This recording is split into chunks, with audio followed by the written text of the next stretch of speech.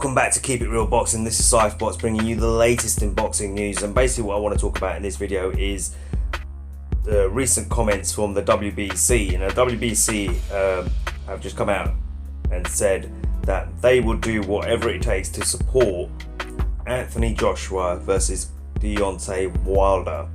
Now, they're not saying immediately that they can make that fight happen, because obviously Anthony Joshua has his mandatory challenges to deal with. That's KUBRAT, PULEV for the IBF title, and Ortiz for the WBA title. And Deontay Wilder still needs to obviously deal with the situation with BERMANE STIVERNE, who's the mandatory to his WBC title. In short, what they're saying is that they will do whatever it takes to support that fight happening once both fighters have dealt with their mandatory challengers, and providing they keep winning, they will do whatever it takes to make that fight between Wilder and Joshua happen. And they're looking, in their eyes, they see that fight happening next year in 2018. Now, as for the mandatory challengers, obviously that's still an issue. So, like I said in my other video, PULEV clearly playing games at the moment. He's saying he won't be ready for 3 to 4 months. It's going to be 3 to 4 months before he's ready to fight Anthony Joshua. You know, that's how long he needs to prepare for that fight. Okay. Ortiz has enforced his mandatory challenge for Anthony Joshua's WBA title. So the way I look at it right now is, if PULEV is playing these games, I don't know whether he's holding out for more money or whatever's going through his mind at the moment. I know he's saying he's having problems with his managers and promoters, Saundlands,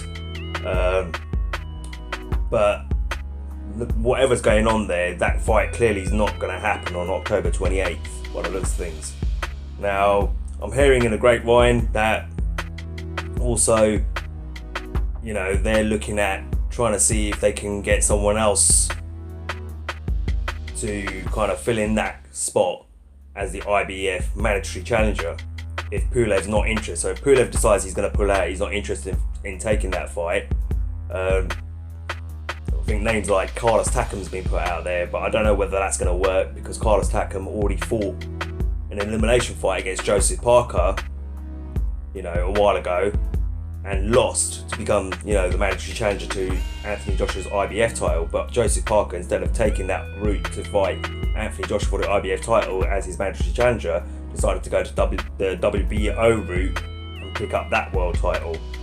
So I would assume if PULEV pulls out and decides he doesn't want it, they would have to do another elimination fight to see who becomes AJ's mandatory challenger for the IBF belt. That's how I would see it. So while that's all kind of in the air and there's no certainties with that fight with PULEV and what's going to happen next in terms of the IBF belt, you would think Anthony Joshua and Eddie Hearn especially would turn around and say, well, while he's messing us around, you know, let's just crack a deal with Ortiz and let's get him off our back. You know, let's just make that fight for October or maybe early November. I'm sure Ortiz will jump at that, but it doesn't seem to be going that way. It seems like Eddie Hearn is looking to get another mandatory challenger perhaps for the IBF belt if PULEV's not interested, which I think is quite weird, because, you know, if PULEV, like I said in my other video, if PULEV is, you know, saying 3 to 4 months, you're looking at potentially January, February, if you're being realistic. Yeah, although he's saying 3 to 4 months, which is around about December, you know, early parts of January, I reckon you're probably talking February if that's what PULEV wants. So if that's the case, then you might as well deal with the Ortiz situation and fight Ortiz, because Ortiz's managers has stated that no deal has been agreed with Deontay Wilder for November 4th. At the moment, there's no deal with anyone out there to fight Ortiz at the moment, and they are looking to enforce their position as mandatory challenger for AJ's WBA belt. So it seems strange to me. It seems like now Eddie Hearn, is looking at other possibilities in order to, from what I see, perhaps avoiding Luis Ortiz.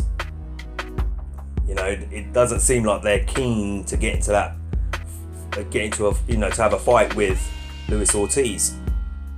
That's how I see it anyway. Now, I know a lot of people are going to criticise what I've just said there, but when you look at it, now I saw Eddie Hearn a month ago on an IFL TV interview. Now, you know for a fact they always get exclusive interviews with Eddie Hearn. And in that interview, he stated, well, Anthony Joshua, people don't believe it, but Anthony Joshua wants to fight Luis Ortiz. He wants to fight PULEV. He wants to fight Deontay Wilder. He wants to fight all these guys. It's about working out how we're going to get it done. Well, if that's the case, then here's a way of getting it done. PULEV's saying 3 to 4 months. Great, that makes it easier for us. So we could fight you in February and we'll take on Luis Ortiz this year. October, November. Problem solved. And then, AJ, if he beats both of them, Deontay Wilder next year, 2018. So I don't see, again, I'm trying to work out why this isn't happening the way I'm talking it. The way I'm describing it to you guys. I don't understand why it's not working out that way. It to me, it just feels like they're trying to, it does feel like they're trying to avoid Ortiz a little bit. Don't get me wrong, I could be wrong. I'm not saying I could be wrong, but from what I'm seeing, I'm not seeing a lot of enthusiasm for them to say, right, okay, cool, this sorts problems out, right, okay, PULEV will fight you, we'll give you that 3 to 4 months or 5 months, whatever, we'll fight you at the beginning of next year, and Ortiz will take you on in October, November. Simple.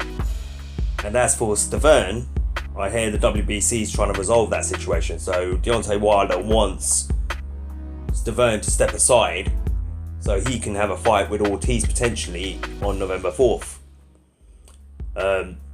So again, that's in the hands of the WBC to handle. So I'm guessing STIVERNE will probably step aside.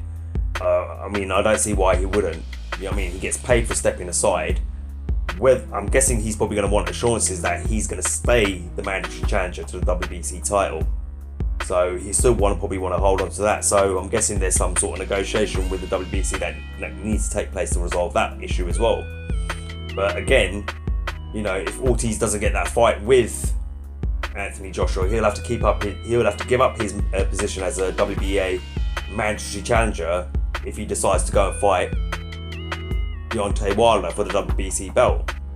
Now, a lot of people are saying, well, it's a smart move because he fights Deontay Wilder. Say he beats Deontay Wilder, takes that WBC belt, then he's got, it makes for a good fight with Anthony Joshua. Because obviously they're both holding major belts. But at the same time, it works the other way around as well. So in Ortiz's mind, he's probably thinking, well, I'm the mandatory challenger for this belt right now, the WBA. I could fight Joshua now, take his belt, and then have a big fight with Deontay Wilder. Now, don't forget, Ortiz and Deontay Wilder are Al Haymon fighters. They're under Al Haymon and PBC. So Al Haymon will probably be, he's going to be involved in how this works out as well. So he's going to probably tell Luis Ortiz, well, why don't you go and fight Anthony Joshua because you're the mandatory challenger for that title? Yeah. Why don't you go and fight for that? Pick up that WBA title and then come back and fight Deontay Wilder, and we'll make a big fight in Vegas or whatever, etc, etc. So it'll probably work in Al Haymon's best interest to have Wilder face Ortiz, and both of them holding a WBA, the WBA, and I'm guessing the IBF belt as well, if that gets thrown in, against Deontay Wilder for the WBC title. So from Al Haymon's point of view, it's going to work out just nice and sweet, really, to be honest with you.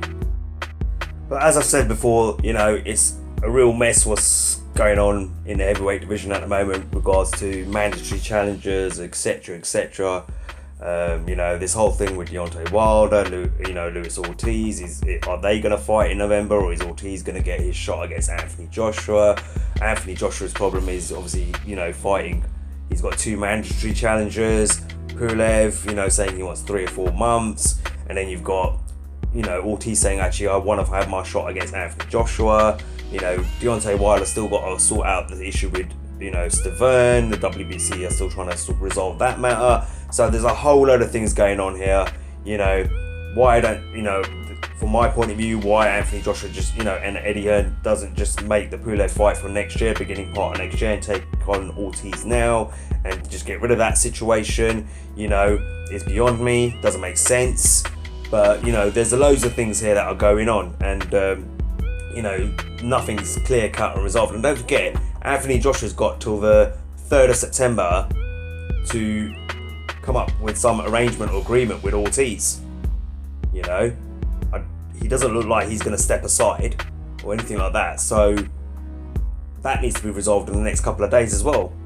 You know, and if it isn't, then we've got to wait and see what the WBA do. Do they strip Anthony Joshua of his WBA title and then put it? I know Ortiz's manager feels that Ortiz should be awarded that belt then, but I doubt that's going to happen, because I'm pretty sure they will make Ortiz fight in, you know, fight for a vacant belt against another opponent. So, you know, like I said, there's a whole load of things going on here, and it's just a real mess.